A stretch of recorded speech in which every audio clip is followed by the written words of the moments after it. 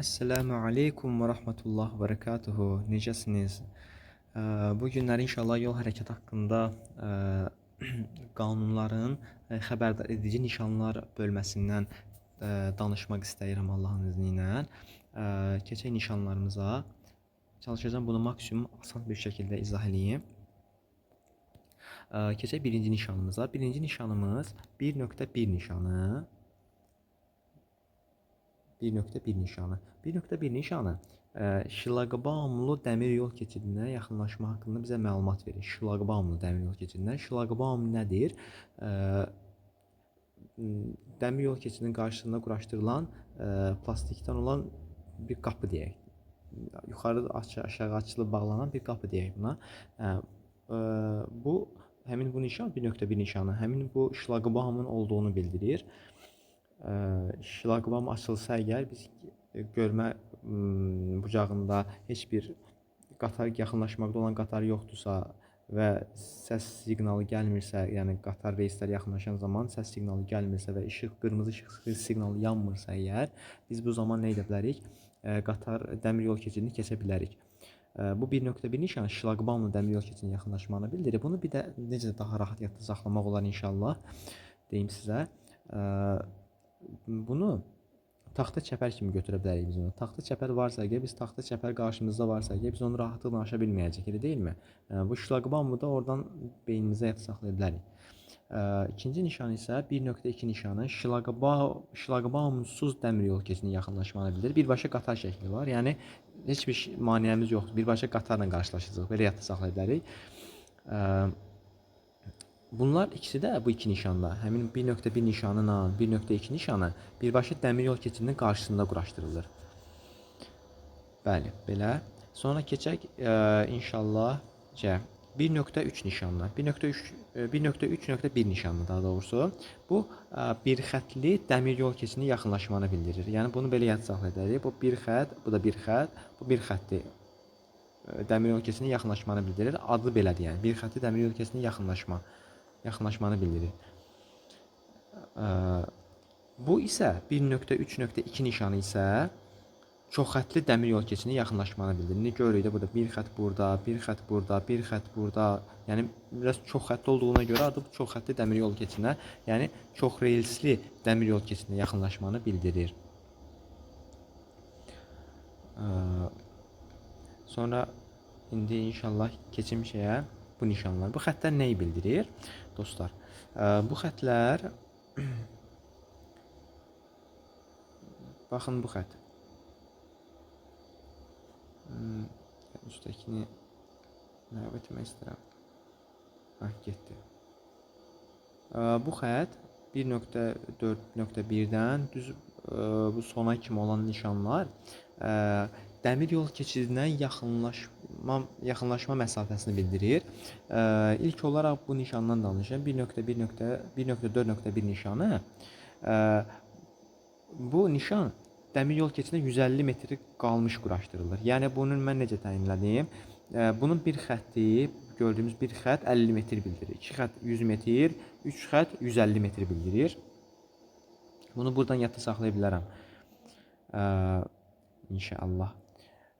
Və bu yolun sağında və soluna quraşdırılmasına görə də dəyişir. Bu gördüyümüz xəttin baş hissəsi, uc hissəsi sağ tərəfə düşür deyə bunu yolun sağında kimi yadda saxlamalıyıq. Yadda saxlasaq daha gözəl olar. Yəni çünki bu imtahana düşə bilər. Ona görə də ki, bunu belə bilməyimizdə fayda var. Bunlar görürsünüz, yol baş hissəsi, yəni yüksəkdə olan hissəsi sağ tərəfdədir. Deməli yolun sağında quraşdırılır. Bunlar isə görürsünüzmü? Bu soldakı nişanlar isə, buradakı nişanlar isə yüksəkdə olan hissəsi sol tərəfdə. Deməli yolun solunda quraşdırılır bu nişanlarda. Və bayaq da dediyim kimi bir də təkrar edeyim inşallah. Bunların hər biri 50 metrdir. 50 metri bildirir. Bu 50 metr, bu 100 metr, bu da 150 metr bildirir. Yəni dəmir yol keçidinə yaxınlaşmanı bildirir. Yaxınlaşdığımız zaman qaldığımız məsafəni bildirir, daha doğrusu belə desəm. Bir də ki, bunların quraşdırma yerini deyim sizə. Yaşayış məntəqəsi deyilən bir anlayış var. Bir də yaşayış məntəqəsindən kənar deyilən bir anlayış var. Adından da göründüyü kimi, əgər binalar varsa, evlər varsa, əgər həqiqətən orada yaşayış varsa əgər, deməli orada da nə sayılır? Yəni yaşayış məntəqəsi sayılır. Əgər orada insan yaşayışı yoxdursa, yəni çöllükdürsə, əgər meşəlikdirsə falan, belə yerlərə yaşayış məntəqəsindən kənar sayılır. Və həmin bu gördüyümüz nişanlarda, bu gördüyümüz nişanlarda bunların hamısı 1.1-dən 1.4.1-dən 1.4.6-ya qədər olan nişanlar hamısı yaşayış məntəqəsindən kənar quraşdırılır. Yaşayış məntəqəsində quraşdırılmır bu nişanlar. Bunları deyim, yəni yadda saxlayın. Sonra keçək inşallah bu 1.5 nişanına. 1.5 nişanı tramvay xəttinin yaxınlaşmanı bildirir. Tramvay xəttinin yaxınlaşmanı bildirir. Bunların sonra yaxınlaşma məsafələrini deyərəm mən sizə. Yaşayış məntəqəsindən neçə metr qalmış quraşdırılır, yaşayış məntəqəsindən kənar neçə metr qalmış quraşdırılır. Bunları deyə bilərəm sonra. Deyərəm inşallah sonra.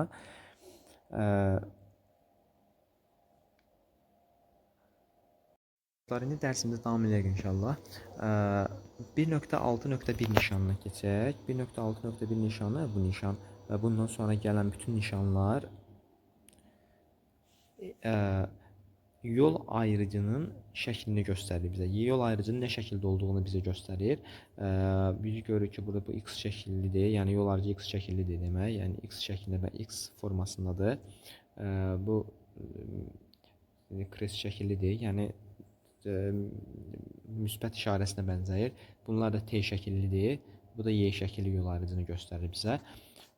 Burada heç kəsə üstünlük təyin olunmayıb. Yəni bu xəbərdaredici nişanlar kimisə üstün olduğunu bizə bildirmir. Sadəcə olaraq burada üstünlük sağ qol prinsipi ilə təyin olunur. Sağ qol prinsipi ilə təyin olunur.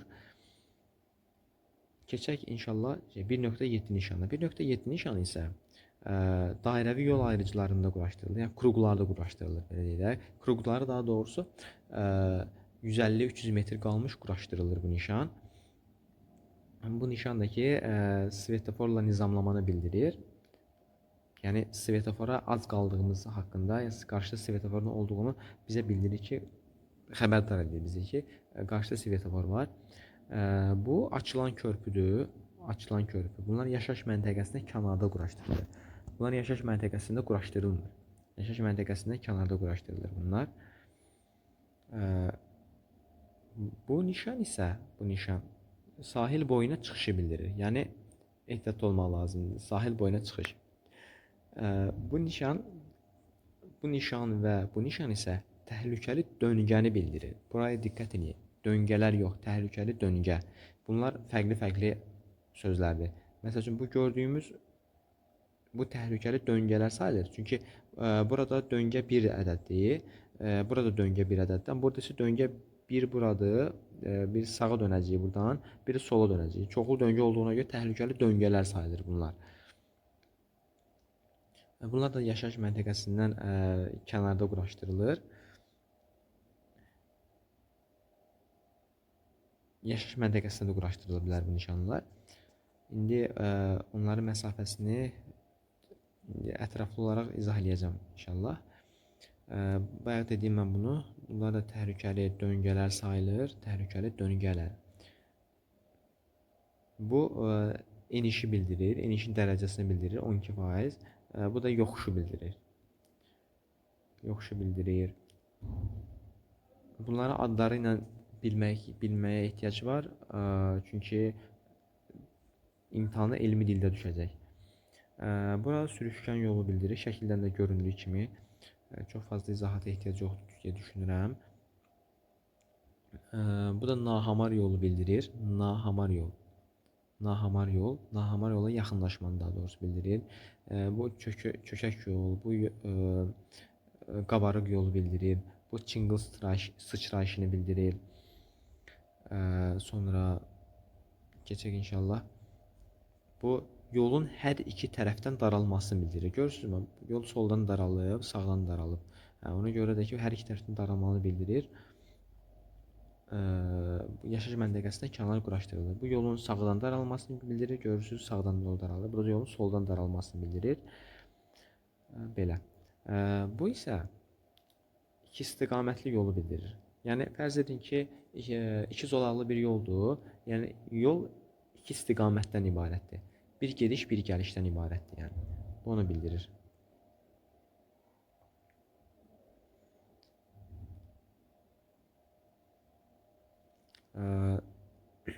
Bu piyada keçidinin yaxınlaşmanı bildirir. Şəkildən də göründüyü kimi piyada keçidinin yaxınlaşma. Bu da uşaqlar nişanıdır. Yəni bu məktəblərə yaxın yerlərdə, bağçalarda qarşısında falan quraşdırılır ki, yəni uşaqların yola qaçması təhlükəsi ola bilər. Onun üçün də ehtiyatlı olmaq lazımdır. Bu velosiped nişanıdır və velosipedçilər ola bilər deyə bizi xəbərdar edir. Yəni bu yollarda velosipedçilər ola bilər deyə bizi xəbərdar edir. Bu yol işləri haqqında bizi xəbərdar edir ki, yəni qarşıda yol işləri var və buradakı bu yol işləri nişanı 10-15 metr qalmış quraşdırılır. Yəni yol işləri olan sahəyə 10-15 metr qalmış quraşdırılır. Müvəqqəti nişanlı, yəni bu nişanda. Bu nişan malqara keçidini bildirir. Malqara keçidini. Bu vəhşi heyvanlar nişanıdır. Bu daş uçqunu nişanıdır. Yəni bu daş uçqunu olan nişan olan yerlərdə də ki, bir də nə etmək lazımdır? Siqnal verməmək lazımdır, sürəti artırmamaq lazımdır, yavaş-yavaş hərəkət etmək lazımdır ki, daş uçqunu ola bilər. Daş uçqununa biz səbəbiyyət verməyək o yüzden. Sonra bu açıq hava olan yerlərdə küləyin daha çox olduğu yerlərdə quraşdırılır ki, yəni biz ehtiyatlı olurlar. Yəni səni xəbərdar edir ki, güclü külək əsə bilər və ehtiyatlı gör yenə.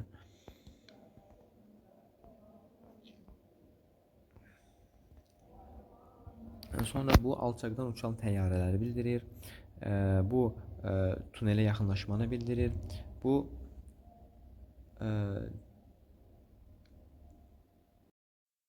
1.30 nişanı isə digər təhlükələr haqqında bizə məlumat verir. Digər təhlükələr, yəni bura hər şey daxil ola bilər. Yəni xüsusi ehtiyatla yola davam etməyimizi bizə bildirir. Bu nişanlar isə döngənin istiqamətini bildirir. 1.31-dən 1.31.1-dən .3-ə kimi olan nişanlar bizə nəyi bildirir dedik? Döngənin istiqamətini. Bu döngə sağa, bu döngə sola. Bu döngədə həm sola, həm də sağa olduğunu bildirir. Bu nişan qarşıda qəza baş verdiyini bildirir. Bu nişan 1.33 nişanı. 1.33 nişanı